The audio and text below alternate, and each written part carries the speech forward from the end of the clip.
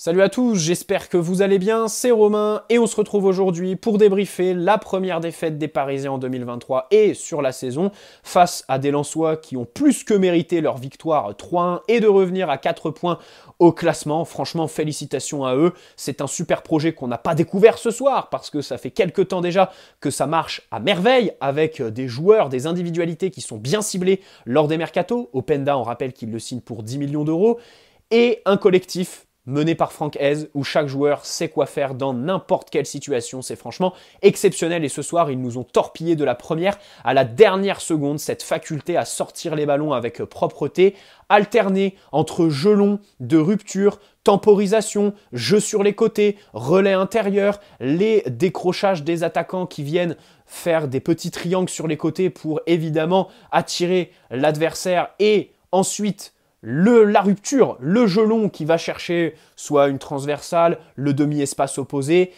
c'est exceptionnel. La présence dans la surface, dans les deux d'ailleurs, parce que dans la nôtre, ils ont été quand même très efficaces. Bon, le second but est magnifique, le premier aussi, et puis le troisième, c'est aussi une erreur parisienne, même si la récupération est belle dans les pieds de Fabien Ruiz. Et puis dans la leur, ils savent défendre aussi, par exemple, avec un bloc en 5-4-1, deux lignes très resserrées. Ils savent être solidaires, ils savent tout faire, ces Lensois. Et franchement, bravo à eux, je commencerai par là. Que des éloges, même si ce soir, évidemment, ils ont été aidés par des Parisiens mais catastrophiques, comme contre Strasbourg. Franchement, mais ramenez-nous la pub de Yohan Ryu, ramenez-nous le talala avant les matchs de la Coupe du Monde au Qatar, ramenez-nous les pénaltys bizarres pour l'Argentine. Parce que là, on n'en peut déjà plus en fait de cette équipe qui commence à nous gonfler sérieusement, ce projet qui aujourd'hui tourne autour de la MNM évidemment, et derrière, bah, c'est niveau Europa League en fait. Dès que tu retires la majeure partie de l'attaque, tu as plus personne derrière, tout simplement. Des mecs qui sont complètement amorphes physiquement, la peur du duel, techniquement pas de personnalité. Dans le dernier tiers adverse, personne n'a de lucidité, c'est absolument catastrophique tout simplement. On va prendre les choses dans l'ordre. Galtier, parce que ce soir il a quand même sa part de responsabilité. Alors on ne peut pas lui en vouloir sur le coaching parce qu'à un moment donné, et ça c'est aussi le mercato de cet été tout simplement, et il y a quand même une équation, je trouve, ça peut paraître simpliste, mais à un moment donné, ce genre de mercato qui est au final mitigé, il y a quelque chose qui me déplaît. Tu recrutes beaucoup de joueurs, tu en recrutes 6-7, alors qu'avec les mêmes sommes, tu pourrais faire juste deux joueurs de classe mondiale. Voilà. Deux mecs qui vont arriver et qui seront fiables physiquement, vont s'installer dans le 11 et vont vraiment changer la face de ton équipe. Tu vois ce que je veux dire ? On peut dire oui, il y a la MNM qui nous gêne parce que au niveau de la masse salariale, bah, c'est pas possible de recruter un top milieu, un top défenseur. On est un peu bloqué sur les mercatos. On joue en Ligue 1, on n'a pas les revenus publicitaires des clubs de Première Ligue, donc c'est difficile. En plus, c'est aussi difficile d'attirer les individualités, les joueurs en Ligue 1. Mais de l'autre côté, quand même, faire un mercato comme ça avec 7 joueurs et au final, bah, tu pourrais faire la même avec 2 joueurs de classe mondiale, ça me paraît... Je commencerai par là en fait. Je commencerai par là parce que ce soir, c'est plus le projet qui a failli complètement parce que bah, y avait quasi tout le monde du mercato sur le terrain, à part Renato, mais bon, lui de toute façon, pour qu'il s'exprime, il est à l'infirmerie, et il n'y a rien de plus expressif de Renato que le voir forfait pour les matchs. Mais c'est comme ça. Il n'y a que Mukiele, si, en première mi-temps, Mukiele. Alors revenons ensuite sur Galtier. J'ai fait le point sur le projet, maintenant Galtier. Parce que ce soir, il a sa responsabilité sur son 4-4 de losange contre Lens, j'ai pas compris. En fait, tu vois la composition qu'il met, donc Marquinhos, Ramos, Hakimi à gauche, Mukiele à droite, pas de problème. Danilo, Verratti, Ruiz, j'étais content de la composition. Solaire, je comprenais aussi pour faire progresser les ballons en l'absence de Neymar. Et Ekitike qui continue avec Mbappé. Bon, là-dessus je la comprends. Mais je me dis quand même avant le match, Lens, c'est une équipe qui va chercher la largeur, qui va chercher la prise de profondeur. Donc il faut réduire les intervalles entre tes défenseurs, entre ta dernière ligne tout simplement. Il faut absolument gérer cette largeur. Et ce 4-4 de losange demande à tes milieux relayeurs d'avoir un sacré coffre pour venir justement combler sur les couloirs. Chose qu'ils n'ont pas. évidemment, ce soir ça s'est vu, mais on le savait avant ce soir. Et moi je me suis dit, peut-être que Danilo va venir s'intercaler entre Ramos et Marquinhos pour pouvoir justement maîtriser la prise de profondeur des Lensois et un petit peu les prendre sur la largeur. Et au final, j'ai pas du tout vu ça, donc premièrement, ça m'a déplu. Ensuite, il y a le but qui arrive très rapidement. Tu sais pas pourquoi, le joueur est complètement seul au second poteau. Voilà, le centreur, alors là, bon, Hakimi, on peut pas trop lui en vouloir parce que c'est une situation compliquée. Et puis ensuite, Frankowski qui est un petit peu tout seul dans la surface. Tu me diras, ils étaient quand même beaucoup les Lensois. Donnarumma, comme d'habitude, avec ses mains, on sait pas trop ce qu'il fout. Tu égalises rapidement, ça fait plaisir. Ça fait plaisir parce que c'est un but 100% mercato. Carlos Soler, je crois, qui fait l'ouverture pour Mukiele, qui la remet, et Ekitike qui la prend. Alors, c'est un petit peu litigieux. Moi, franchement, je trouve que c'est un petit peu litigieux, mais c'est un but d'Ekitike, ça fait plaisir. C'est dommage pour lui parce qu'il a marqué 2 buts et à chaque fois, c'est des buts qui servaient à rien. Contre Auxerre, c'était le dernier match, tout le monde s'en branlait, tout le monde était dans la Coupe du Monde. Et là, ben, c'est le but qui sauve l'honneur dans une prestation catastrophique, une dérive totale. Mais au-delà de son but, Ekitike, en fait. Je suis content de son but, mais aussi, je pense, sa première demi-heure a été sa meilleure sous les couleurs parisiennes depuis son arrivée. Première demi-heure parce qu'après, il s'éteint quand même. Et après, bon, on le voit plus du tout. Mais il décrochait quand même peut-être trop. Hein. Galtier devrait lui demander de rester un petit peu plus devant pour qu'il garde de la lucidité pour le dernier geste. Mais on l'a vu quand même échanger avec ses partenaires, être bon techniquement dans la conservation, faire quelques petites différences. Donc, il y a eu du mieux à noter pour Ekitike sur la première demi-heure. C'est triste de parler avec autant de mesures, en fait, d'un joueur du PSG, bordel. On est le PSG. On en a marre d'être mesuré, et parce que quand tu vois les prestations, enfin, Ruiz, même Ramos ce soir, Danilo ce soir, pareil, Verratti, t'as juste envie de les insulter. T'as juste envie de les insulter. L'autre qui est à peu près bon sur la première mi-temps, c'est Mukiele. Franchement, c'est celui qui est sorti du lot pour moi, parce que dans les sorties de balles, c'est le seul qui n'a pas fait d'erreur. Ramos en a fait, jusqu'à le changement de côté avec Marquinhos, même s'ils sont revenus à la base en seconde. Ruiz a aussi fait des erreurs. Verratti était... Verratti, ce soir, son match... c'est un de ses pires. Enfin, ça fait longtemps que je ne l'ai pas vu louper déjà 2 matchs d'affilée, parce que contre Strasbourg, c'était pareil. Et là, ce soir, c'était vraiment un match très difficile pour Marco. Hein. Après, on ne lui en veut pas, parce qu'on sait très bien que le problème, c'est pas lui, c'est ceux qui sont autour. On le sait très bien. Donc, revenons à Mukiele, qui fait une bonne première mi-temps pour moi, remonte bien les ballons, fait la... Alors je sais pas si ça va être comptabilisé comme passe décisive, on va suivre ça de près, la Ligue, est-ce qu'ils vont lui donner la passe, sachant que Samba touche le ballon et qu'Ekitike reprend plus un ballon de Samba que le centre de Mukiele, bon bref, on verra. Ensuite, 28e, ce but, Ramos qui se trouve complètement, Marquinhos qui se jette, Donnarumma qui a 2 doigts de l'arrêter. Hein. Là, en fait, ma première réaction, c'est ça. C'est Donnarumma qui a 2 doigts de l'arrêter. C'est dommage parce que sinon, le match aurait été tout autre. Mais le problème, c'est que t'égalises rapidement. Bon, tu peux être content de la réaction des Parisiens qui égalisent dans les 3 minutes. Mais derrière, tu ne te crées pas d'occasion nette et t'attends la 35e minute pour avoir ta vraie séquence de possession qui dure, qui est un petit peu hachée par des coups francs, notamment le truc sur Mbappé avec Hakimi qui fait le garde du corps. À 70 millions d'euros, on aimerait un petit peu voir plus Achraf, si c'est possible, si c'est pas trop demandé. Et puis après, bon, la mi-temps, tu reviens comme d'habitude. Mais ça, c'est lamentable. C'est un truc de dingue parce que en fait, ce soir, tu te dis, mais ça fait combien de temps qu'on n'a pas vu un PSG un minimum cohérent collectif, quoi? Depuis quand? 2017? 2018? Les 6 premiers mois de Thomas Tuchel? Et même le funnel hate, même la dynamique avec Dortmund et tout ça, il y avait quand même des matchs qui étaient hachés, tu vois ce que je veux dire? Et ce soir, c'est encore une fois le but au retour des vestiaires. C'est tous les matchs qu'on prend ça. Tous les matchs. C'est un truc de fou. Hein. Tu regardes, à chaque fois qu'on revient des vestiaires, on prend un but. Et ça, va pas falloir que ça se passe contre le Bayern en Ligue des Champions. Hein. Parce que là, et à côté de ça, le pire, c'est que Galtier, il dit qu'on va pas recruter au mercato. Ça, c'est invraisemblable. Bon, de l'autre côté, on a le fair play financier. Financièrement, j'ai envie de me dire que le club est un peu dans la merde.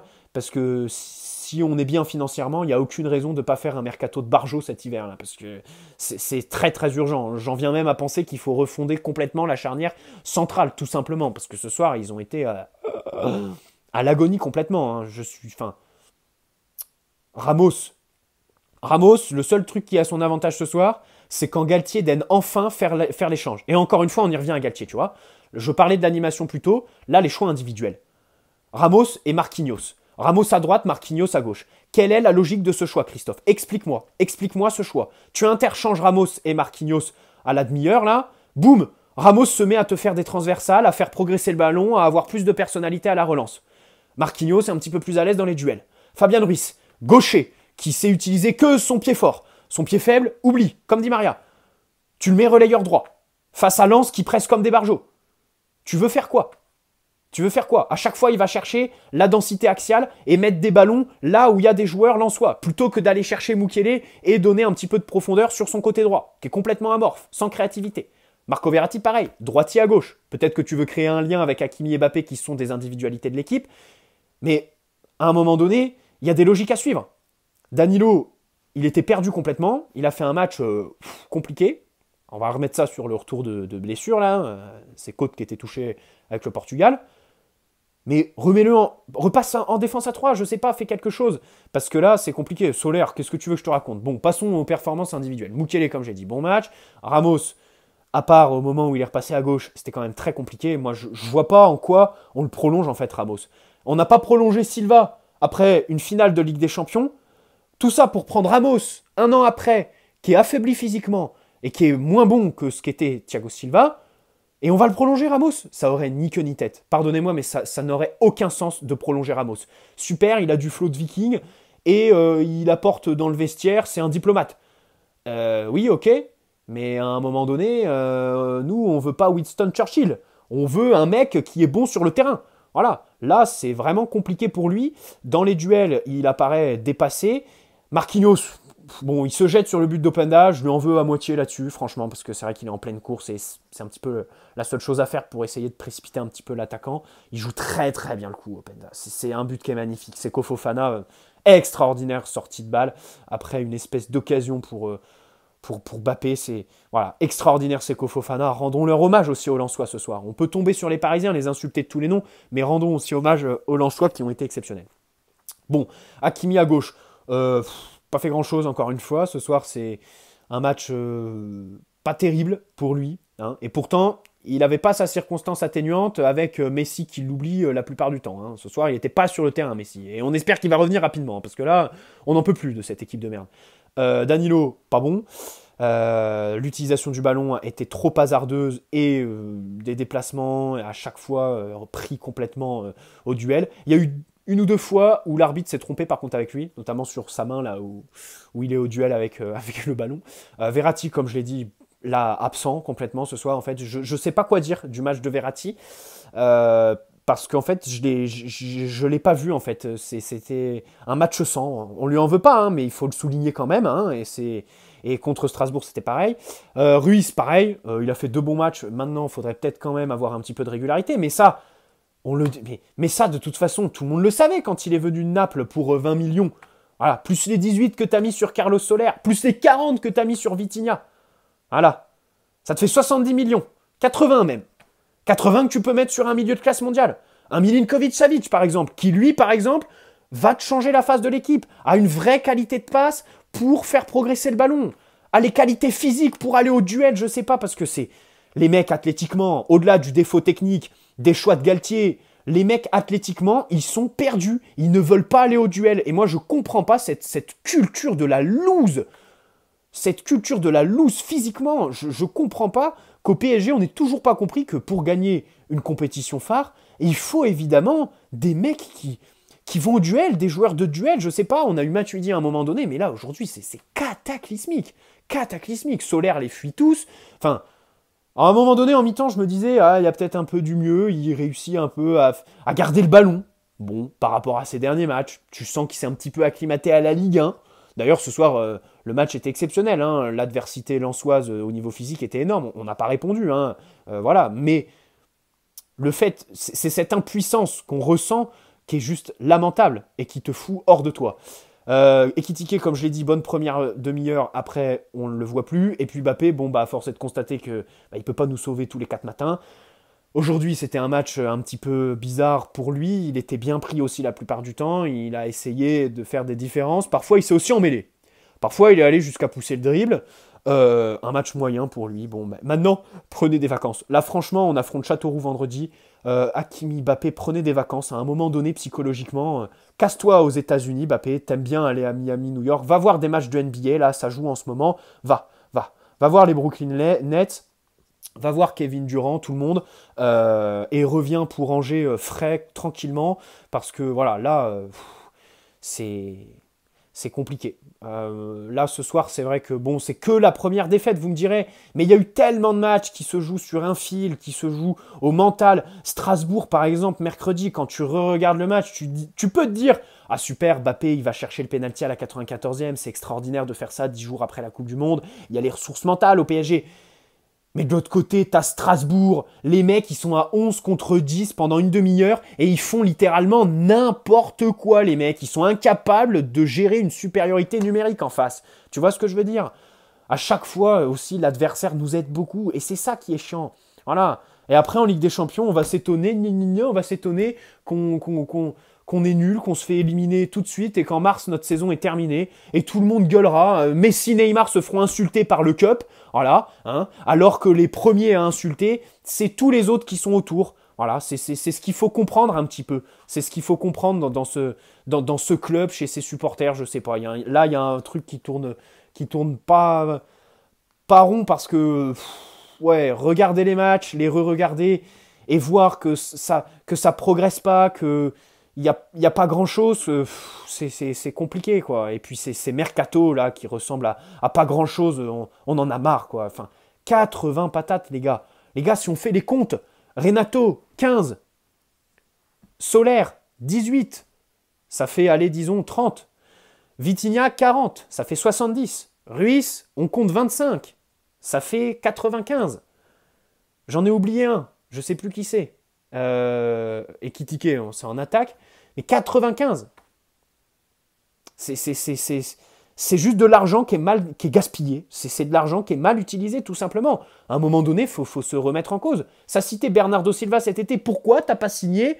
Hop, 70 millions Bernardo Silva, terminé. Et puis, allez, tu fais Ruiz pour 20 millions, et terminé. Mais les Solaires, les Renato, ça te sert à quoi? Bon allez, bonne soirée à tous, la Team Notif. Ce débrief était un petit peu haché, j'espère qu'il vous aura quand même plu. Et puis on se dit à très vite pour essayer de parler de je ne sais pas quoi, puisqu'il n'y a même pas d'actualité mercato, c'est ça en plus. Voilà, il n'y a rien, on fait rien, il n'y a rien. On a abandonné Milan Skriniar et on va continuer. On va prolonger Sergio Ramos, ah bah vas-y. On va augmenter Marquinhos, ah bah ça fait 2 ans qu'il est paumé. Depuis que Thiago Silva est parti, on se rend compte qu'il lui a offert une carrière, bah vas-y, on va le prolonger. On va prolonger Kimpembe alors que ça fait 5 mois qu'il est sur une patte. Même si tu me diras, on a vraiment hâte qu'il revienne, parce que je pense qu'il va quand même faire du bien quand il va revenir. Bref, je peine à saisir. Je parle peut-être à chaud, mais il va falloir réfléchir, se poser tranquillement. Ciao les amis.